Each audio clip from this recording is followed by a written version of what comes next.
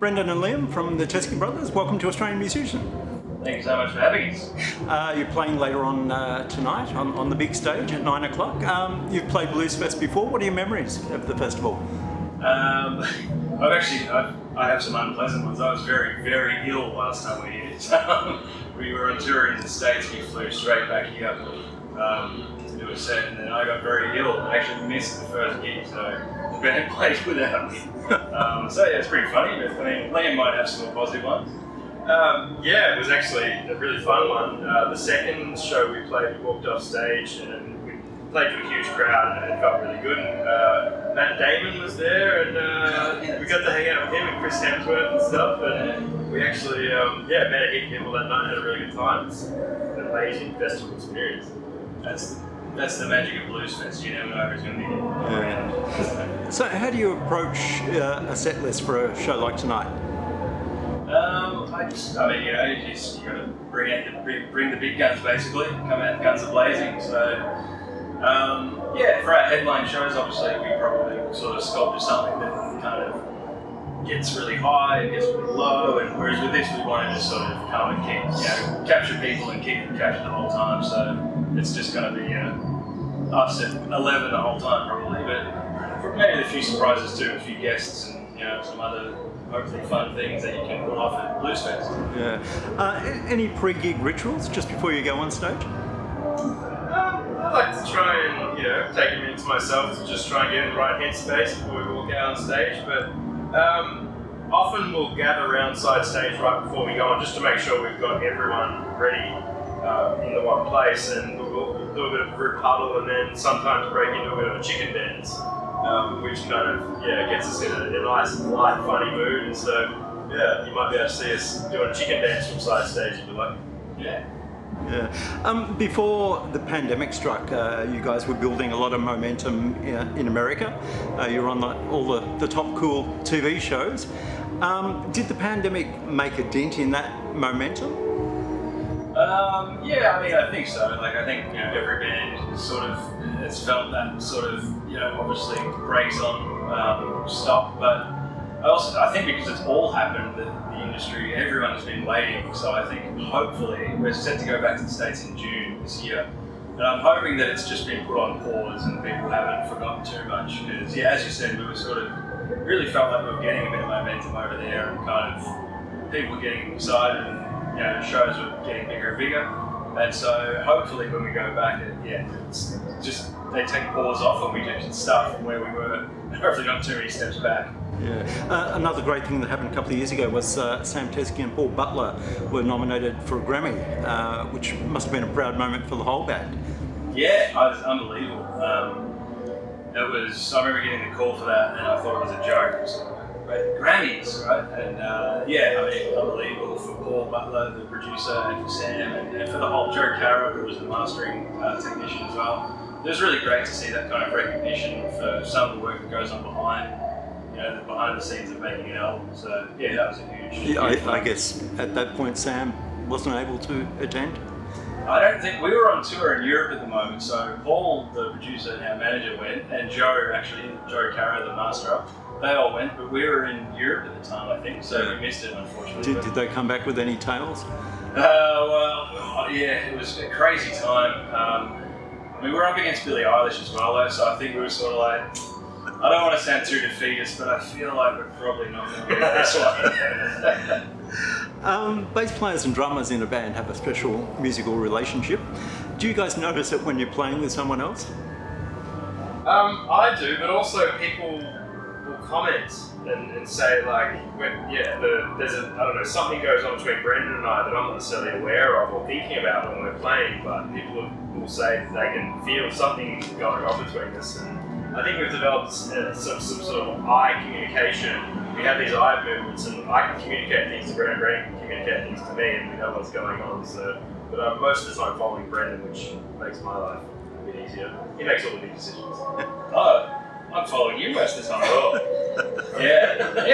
It's definitely something that's sometimes you unfortunately take it for granted because you just play so much together, and then you don't think about it. But you're right. It's usually when we play with other people, it's when either they might comment or it just might remind me that I go, oh gee, it's like don't have to say, like, me and Liam recently worked with Missy Higgins on a project, and yeah, it's just things where it's like I don't have to explain things. I just kind of can play a groove or look at him, and he just knows exactly sort of where I'm thinking. So it's a strange telepathic thing that happens, and yeah, and on stage as well. There's just I don't know. If he starts a fill, I can sort of go, I know where this fill's going to go, so then I can catch something with it. And it's great. And like our favourite thing has been watching other rhythm sections and kind of through all the different areas, and hopefully aspiring to be like that as well. So. Tell me about your main bass, where you got it, what it is. I've got a few. My main bass at the moment was a birthday present last year, or the year before, which is just a Fender custom shop. Birthday present to yourself? Yeah.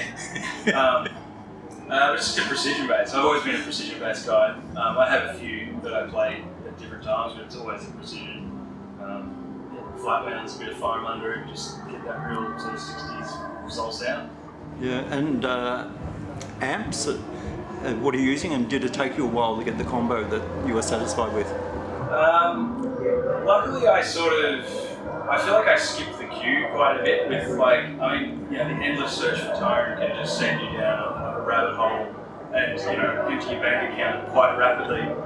Right, like early on, like growing up listening to the music I listened to, it was just always MPEG B15, Fender precision bass, and that is the ultimate combo. So pretty early on, I just went, well, that's what I'm going to get, and it was expensive. But now that I got that, I've never sort of felt the need to get anything else.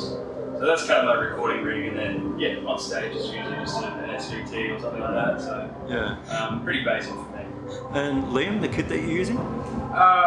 Today I've actually brought a 60s Ludwig classic kit that I restored for touring, and I thought it's a big show like Bluesfest, it's worth packing the kit up and flying it up here, so that's going to be a nice thing to play.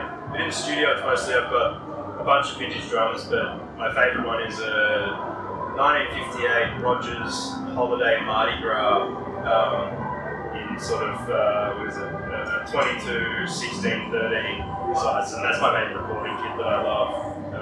We've used that pretty much on everything. Yeah, all the Teskey albums we've recorded predominantly on that. Not the live albums, but that's kind of my favourite recording kit, and I've had it for a long time. And it's just yeah. What about cymbals? What do you need from your cymbals? I play U-Fips. My father was a drummer, and he played the not so popular U-Fips. Not many people know what they are. Obviously, Italian made cymbals, and so he got me onto them. And they make really nice sort of thin, warm, dark cymbals that really work for the kind of throwback music that we're doing from the 60s and 70s, I guess. So that's a really important thing for me, is the cymbal sound, and not having anything too bright or harsh or modern sounding. Yeah. The band are very much into side projects. Josh has got something happening with Ash Grumwald, and Sam has got his own album, and you guys were involved in the Missy Higgins album, Total Control. How did that come about? Well, the Missy thing, I don't remember how that came about. We just happened to live in the same town, and Missy was looking for someone to help. She'd written a bunch of songs for this TV show, little sort of vignettes, 30, 40 second sort of cues for musical, for a score basically. And then, just wanted to expand them into full songs, and then sort of, I don't know how it came up, I just got a call basically. I think just because we lived in the same town, and it was so many lockdowns, it was hard to actually work on something, so to be able to be bubble buddies and, actually keep working on music was, it was really cool. And Liam plays in Sam's solo project as well. They're playing today, in a couple of hours actually, so that'll be exciting. And then, I don't know. It was fun doing that Missy stuff because, Missy called you and said, can you do a tight turnaround on a cover of Total Control? And you were like, yeah, we can. And Brendon came around to my place, to my studio, and in the space of 24 hours, we recorded the majority of the music for that, and then sent it to Missy. She recorded her vocals, and that was kind of a really fun lockdown project to work on. And I think it got sent off the next day to the TV editors or something. So it's been, some fun projects like that happening on the side, and it's great to see Brendon producing miss his music as well and introducing other people. It's really good to mix it up.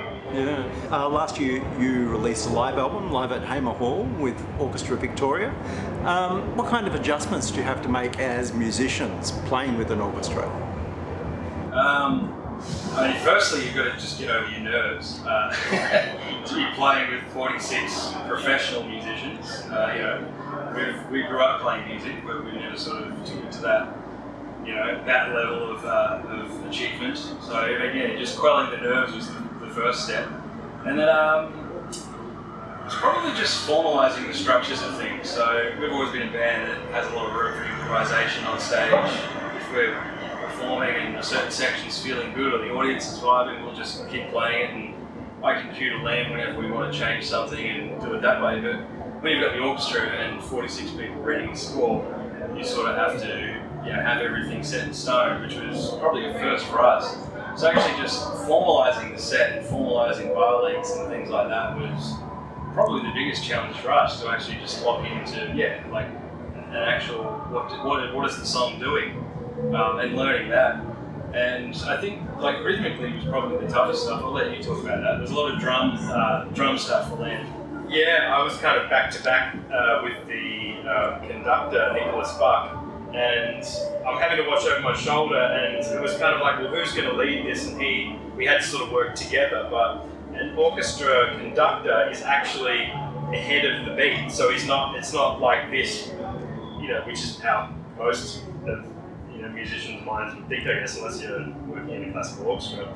So it was really hard to adjust, but I think we ended up doing a really good job, and it was a really good result. But yeah, that's that rehearsal and the live recording the next day we did for that album at Hamer Hall was the hardest day of musical work I've ever done, and probably one of the most rewarding. So definitely a bucket list moment. I think we're really proud of how it came out. And we didn't know it was going to be an album. We thought it was just going to go on YouTube as a isolation sort of performance thing on YouTube, but people loved it so much that we ended up pressing it to vinyl and releasing it as an album. So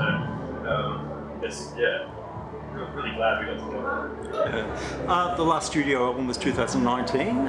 Where were you at with the next one? Yeah, I mean, obviously COVID, just to say the word. I mean, obviously that sort of put a real damper on, not only playing live, but also just being in Victoria, stopping our ability to actually just get in a room together.